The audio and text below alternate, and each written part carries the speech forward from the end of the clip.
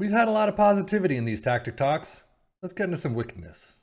Yeah, I don't know why I said that either, but basically this tactic is called the Annihilation of the Wicked 4-3-1-2. The only description in there is great tactic, won me championship with Blackbird, and allows you to play two forwards, wonder goals from midfield. So we'll see what happens with our three teams of Liverpool, Aston Villa, and Ipswich Town in the championship in just a minute. But as you can see, a fairly standard, a 4-3-1-2, using a shadow striker, two advanced forwards up front, and we will see how the midfield does in just a minute. But first up, let's check the Premier League. Taking a look at the Premier League table, as you can see, Liverpool in second, 82 goals. Aston Villa come in sixth with, 82 points, 69 points for Aston Villa, 71 goals to 94 goals. Now we're getting back into the truly attacking tactics. We have a lot of dribbling tactics, passing tactics, not a lot of attacking, full-out tactics. So let's see how Liverpool did in their schedule. Well, unfortunately, Liverpool are out immediately against Newcastle in the EFL Cup third round. But in the FA Cup, you get to the quarters. That's great to see, but unfortunately out against Burnley 0-1. But a perfect run through the Europa League gets you to the final, sees you get that trophy against West Ham 2-1. So overall, Liverpool come in second. 82 points is not a bad tally. I mean, it's probably average or just a little below average of what we generally see. But they do win the Europa League, which is fantastic. Out in the FA Cup in the quarters, I can't say that's too bad, but you still would have wanted to go farther. Out immediately in the Carabao Cup, that's pretty abysmal.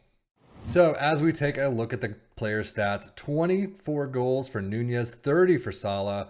I mean, that's a fantastic tally for Salah, and only 30 plus 9 appearances. Something happened. But assist-wise, 21 for Szoboszlai. Very well done. 17 for Trent. You got 17 goals for Szoboszlai, so midfield's doing well too. But 7-4-0 for Connor Bradley, 8 plus 14. Nunez with a 7-3-2.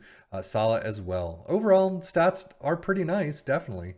As we switch over to Aston Villa, out immediately again against Brentford in the EFL Cup third round, and then Manchester United knock you out in the FA Cup fourth round in a replay 2-3 in extras. And unfortunately, you only get to the quarterfinals of the Conference League, 0-2 and 2-all against Fenerbahce, and you're dropped out there. No trophies this season. So overall for Aston Villa, sixth place, not bad, but you've still seen better. Quarterfinals of the Europa Conference League, I can't complain too much, but you've won that league so many times in other tactics. It's kind of sad to see them only in the quarters. But FA Cup and Carabao Cup, not great at all. So squad-wise, should be an interesting tally. 22 goals for Ollie Watkins, not too bad. We've definitely seen him with higher, but pretty well done. Everyone else, though, no one else in the double digits. 11 assists for Digne and Douglas Luiz.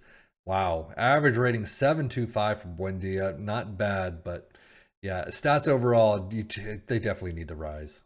Liverpool's data hub looks like it should. I mean, you've got some seriously attacking numbers up here. Fouls against per game, no, you're not there. But all these three are just great to see them at the Premier League tops, or at least close to. Aston Villa, you've got the non-penalty expected goals per 90, but everything else, I mean, goals, you're a bit down. Shots, you're a bit down. But, I mean, we've seen better tactics. We've seen worse. So, Premier League stats. Liverpool with most goals with 94. Aston Villa in fourth with 71. Fewest shots against Liverpool up there with 293. Most possession. Liverpool in fourth with 57. Aston Villa with 55 is about average. 57 just slightly above average. Most dribbles made, though, sixth place for Liverpool. Seventh for Aston Villa.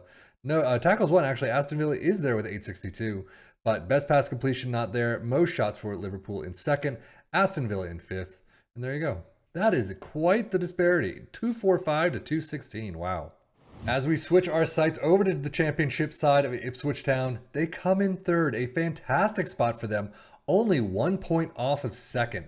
If you took control of this and you could do some work, I mean, seriously, you can get that point fairly easily. And you got automatic promotion with 51 goal differential to their 30, you are golden. Unfortunately, this time around, they hit the playoff promotion spots and they lose out in the semis against Middlesbrough.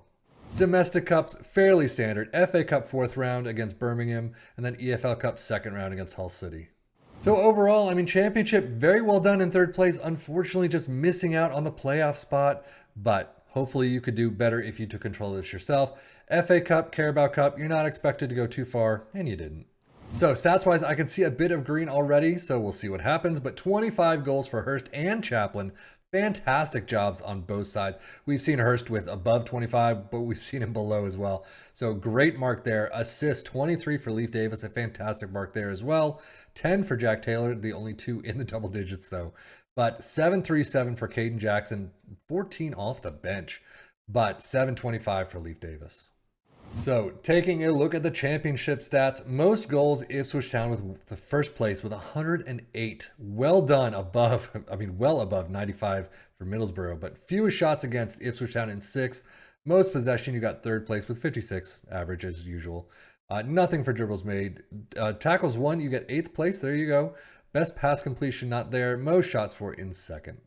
So, the tactic itself, a goalkeeper in defend, complete wingbacks on the left and the right in attack, central defenders in defend in the central spots, a CM on both sides with player instructions, sandwiched in with a deep lying playmaker in defend, a shadow striker in attack, and then 2 advanced forwards up front. It is an attacking mentality. In possession, attacking width is fairly narrow, approach play is pass into space, focus play through the middle and play out of defense. Passing directness is shorter, tempo is slightly higher, low crosses, and the hit early crosses, and then be more expressive. In transition, counter press, counter, distribute to the back line and roll it out.